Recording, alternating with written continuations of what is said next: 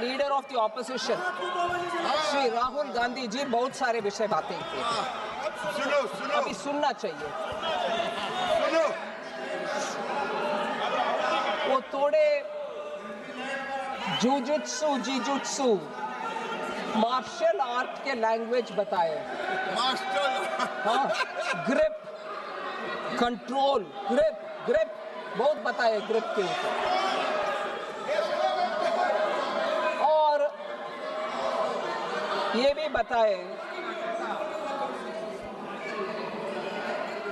इतने भी बताए कि चेयर में बैठे हुए हमारे जगदम्बिका पाल जी को हम आपको रिस्पेक्ट करते हैं, आप आखिर हमारी पार्टी वाला है वगैरह, वो भी बताए। ठीक है जी। बिट्टू को गद्दार का, बट उन्हीं के पार्टी से बाहर आए हुए बिट्टू को ट्रेटर बताया। ये एक चेयर में बैठे हुए दोस्त है, हमारे बिट्टू ट्रेटर हो गए। सो ऐसे कहने वाले लीडर ऑफ द ऑपोजिशन बहुत सारे विषय बताए, उनको मैं जरूर एक एक पॉइंट पे जरूर आंसर करना चाहता हूँ। मैं वो सही एक विषय उठाए। Please listen, I am talking about LOP. Listen, no, listen. You will be keen to know. अबोध बालक, नहीं, Suresh, you're not wanting to listen on LOP. Suresh, कोड़ी कुंडल सुरेश, माननीय your मंत्री जी, LOP. माननीय मंत्री जी, माननीय मंत्री प्लीज। AI और डेटा के ऊपर बहुत चिंता व्यक्त की कि भारत के डेटा विदेश में चली जा रहे हैं। सही नहीं है, क्योंकि हम इंसेंटिवाइज कर रहे हैं डेटा सेंटर्स को, जिससे भारत देश में डेटा रहे और भारत के युवा को जॉब्स मिले। उसके लिए हम कर रहे हैं डेटा सेंटर के लिए प्रावधान, और उसको बिना समझे ये बोल रहे हैं डेटा आप विदेश का कंपनी को दे रही हो। हमारे यहाँ क्या होगा? दीदी अबोध, हमारे यहाँ इंसेंटिवाइज कर रहे हैं इसीलिए कि डेटा सेंटर भारत में रहे, डेटा भारत में रहे और डेटा हमारे युवाओं को मैनेज करने के लिए हमारे हाथ में रहे। ये एक विषय है। दूसरा,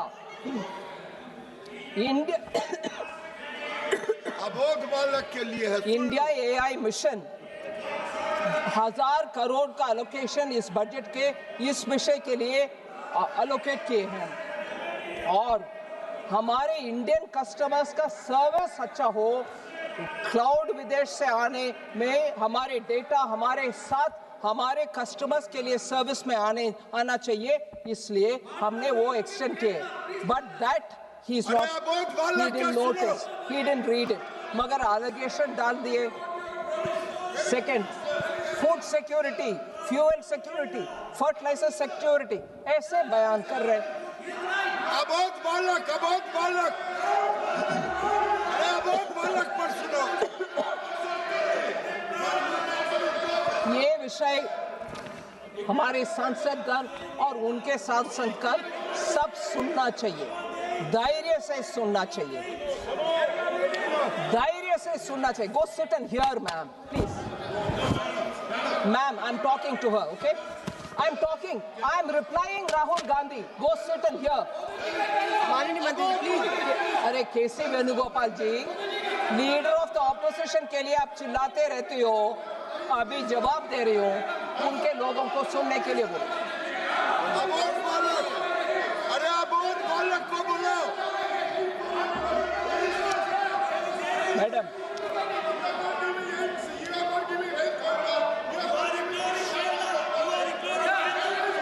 फूड सिक्योरिटी, वैल्यू एडिशन के ऊपर बात कर रहे थे।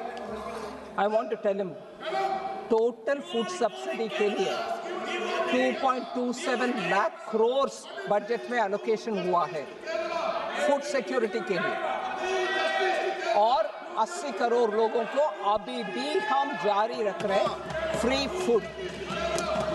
फिर मिनिस्ट्री ऑफ फूड प्रोसेसिंग के द्वारा इंडस्ट्रीज सेटअप करने के लिए बजट में 4064 करोड़ फूड प्रोसेसिंग इंडस्ट्री के लिए, PM formalisation of micro food processing enterprises के विषय में स्कीम के लिए पैसा 4,000 करोड़ से ज़्यादा अलोकेट हो रहा है।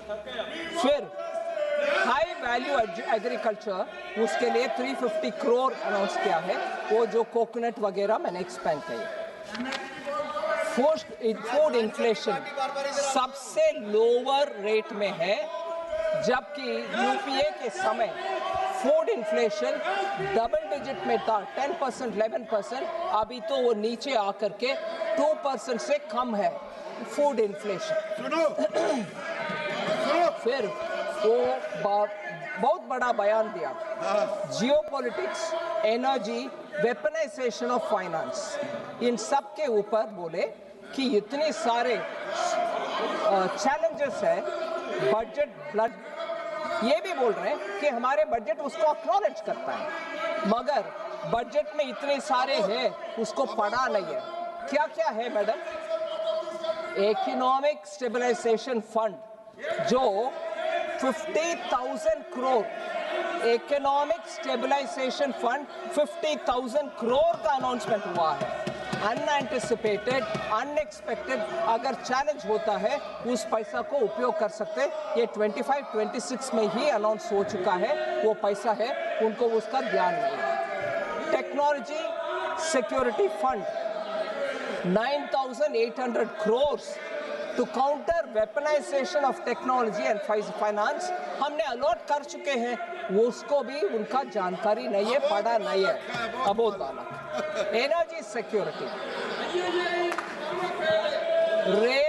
रेयर अर्थ के लिए भारत तैयार रहना चाहिए, माइक्रोचिप्स हम बनाना चाहिए, इसके ऊपर इतना चिंता व्यक्त करने वाले लीडर ऑफ द ऑपोजिशन ये भी पढ़ा नहीं है कि एनर्जी सिक्योरिटी के लिए हमने critical to insulate India from weaponization of energy matters, the budget pushes for autonomy in critical minerals, customs duty का exemption हुआ, न्यूक्लियर पावर के लिए 2,500 करोड़ अलॉट हुआ, and national green hydrogen mission के लिए 600 करोड़ अलॉट हुआ। बजट को पढ़ा नहीं है, आ गए हमारे लीडर ऑफ द ऑपोजिशन बात करने के लिए। फिर बजट में ये भी कहा कि SEZ मैन्युफैक्चरिंग यूनिट्स इंपैक्ट हुआ है ये टैरिफ वगैरह के कारण, उनको डोमेस्टिक एरिया में सेल करने के लिए हमने प्रावधान किया, कस्टम्स ड्यूटी को छूट दिया, सो दैट वो यूनिट्स बच पाएंगे। फिर कॉम्पिटिटिवनेस इंक्रीज करने के लिए, ट्रस्ट बेस्ड गवर्नेंस ले आने के लिए कस्टम्स में इतने प्रावधान किए। फिर सपोर्ट करने के लिए MSME और आर्टिसान्स को 10 lakh value cap on courier export, courier के द्वारा जो एक्सपोर्ट होता है उसको भी हमने कैप हटा दिया, जिससे हमारे छोटे छोटे उद्योग बाहर एक्सपोर्ट करने में सुविधा हो। फिर ये क्लियरेंस करने के लिए डिजिटल एक ही प्लेटफॉर्म बनाया, जिससे इंपोर्ट भी एक्सपोर्ट भी एक ही विंडो के द्वारा हो सकते हैं। ये कुछ नहीं पड़ा, आ गए हमें लेक्चर करने के लिए, हमारे देश का इनसिक्योरिटी, ये सब है बजट में, पढ़ा कि नहीं है? फिर ये जरूर सुनना चाहिए, कांग्रेस के लोग इसको सुनने में क्षमता रखना चाहिए। They should have the strength to listen to this. Bharat को सेल कर रहे, भारत फार्मर को सेल कर रहे, मोदी जी सरेंडर कर दिया। मोदी जी किसी देश का हित का विषय में सामने खड़े होकर के बात करेंगे, देश के हित में काम करेंगे, मगर देश को बेचने वाले कौन है? Who has sold? I tell you who has sold. 2013 में World Bank, World Trade Organization WTO में जाकर के बाली में कांग्रेस ने एक समझौता करके आए। वो दो ही विषय था, ट्रेड फैसिलिटेशन एक था, दूसरा विषय public stock holding of grains था। Public stock holding of grains के ऊपर भारत के हित में कुछ ना करते हुए ट्रेड फैसिलिटेशन के ऊपर साइन करके आ गए थे। इसका मतलब था 2017 जनवरी से भारत देश में कोई किसान से प्रोक्योरमेंट हो नहीं सकता है और हम रेशन के दुकान से गरीब लोगों को कुछ भी दे नहीं सकते हैं। मतलब रेशन का कोई भी चीज जा नहीं सकते। वर्ल्ड ट्रेड ऑर्गेनाइजेशन का बाली के मीट में जाकर के समझौता करने वाले ये लोग हैं। हमारे किसान से एमएसपी दे करके कोई प्रोक्योरमेंट कर नहीं सकते थे। अगर मोदी जी 2014 में आकर के WTO के ऊपर हर प्रकार we fought for it and got peace clause so that we can think of the country also, man. This country 2017 से PDS डिस्ट्रीब्यूशन कर नहीं सकते थे, गरीब को रेशन दे नहीं सकते थे, देश को, गरीब को, किसान को बेचने वाले ये लोग हैं। ये सरेंडर करके आए हैं, WTO में जाकर के पूरे सरेंडर करके आए हैं ये लोग। और भारत देश का हमारे प्रधानमंत्री जी के ऊपर ये आरोप लगा रहे LOP, उनको कोई नैतिक अधिकार बनता नहीं है। 2017 के अंदर पीस क्लॉज WTO में लेकर आए मोदी जी। इसके वजह से कोविड के समय हम सब लोग को रेशन दे पाए और किसान से आज भी प्रोक्योरमेंट हो रही है। नहीं तो कांग्रेस के साथ चलते हुए हमारे देश का किसान सड़क पर आ जाते। ये सेल करने वाले लोग हैं, ये भारत का किसान को बेचने वाले लोग हैं, ये हमारे गरीब को बेचने वाले लोग हैं। मैडम, लास्ट में एक और विषय, नहीं पाकिस्तान के साथ भारत को जोड़ने दे दिया और यूएस एडमिनिस्ट्रेशन के साथ डील करने के समय आप पाकिस्तान के साथ भारत को जोड़ने क्यों दिया? और ये कहकर लीडर ऑफ द ऑपोजिशन हमें सजेशंस दे रहे हैं नेगोशिएशन कैसे करना है।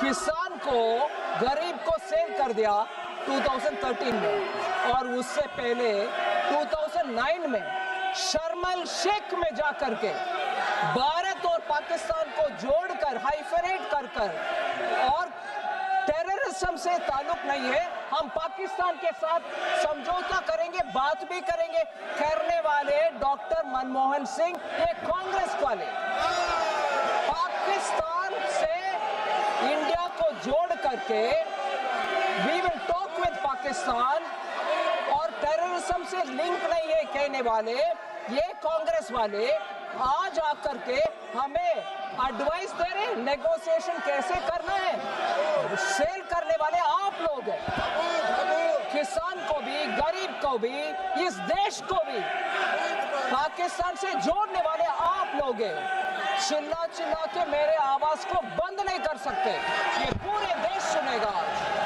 ये पूरे देश सुनेगा। आप आकर के इधर हमें एडवाइस दे रही हो।